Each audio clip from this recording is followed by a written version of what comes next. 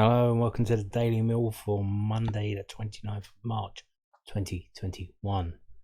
Today, Millwall news, we've got this from the News at Den. They're giving a little roundup about the loan players, and let's have a little read. So this is from newsatden.co.uk. It says Isaac Olaofes scored his 10th league goal of the season to spark Sutton United's fight back in their 2-2 draw at Halifax on Saturday. Bill Chadwick and Jack Hearing scored to put the hosts 2-0 ahead after 61 minutes, but Lions striker Olaofes netted his second goal in 2 games and 6 this year to half the deficit with 15 minutes left. 5 minutes from time, former Millwall forward Craig Eastman made it 2-2 to stretch Sutton's unbeaten National League run to 12 games. The South London side, who are chasing a place in the Football League for the first time in their history, are 4 points clear of Hartlepool with 3 games in hand. Sutton have played the same number of games as third place Torquay, but are 10 points clear of the goals.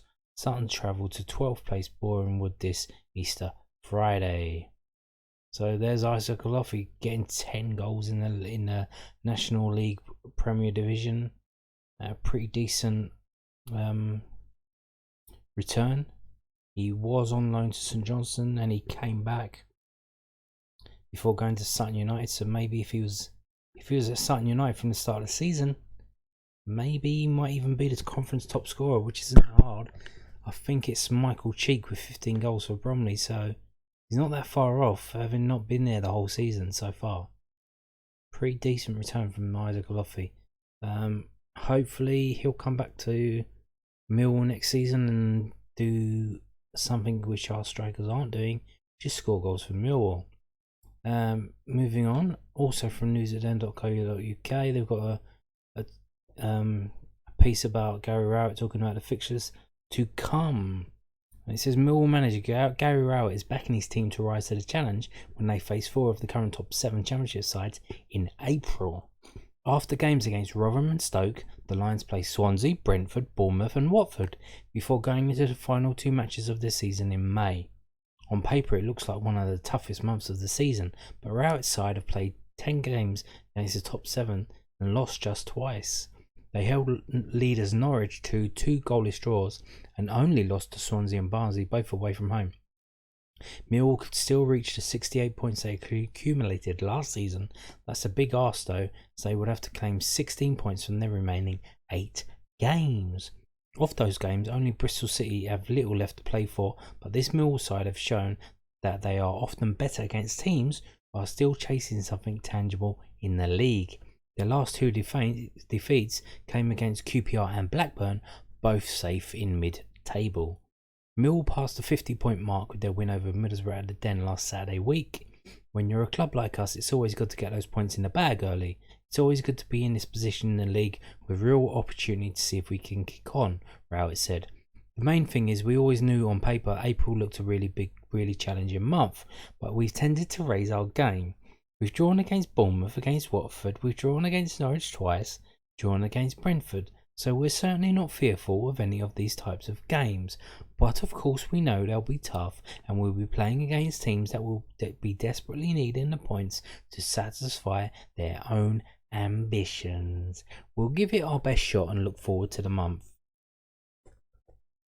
Only the top 3 teams, Norwich, Watford and Swansea, have conceded fewer goals than Millwall, 36 in the Championship this season.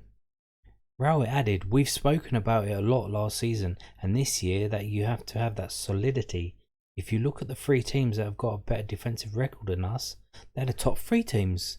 That tells you a lot about the balance required to be a good team.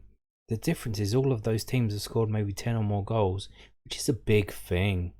Key to Millwall's form in 2021 has been the new strike partnership of Jed Wallace and Mason Bennett, who have scored 7 league goals between them in 2021.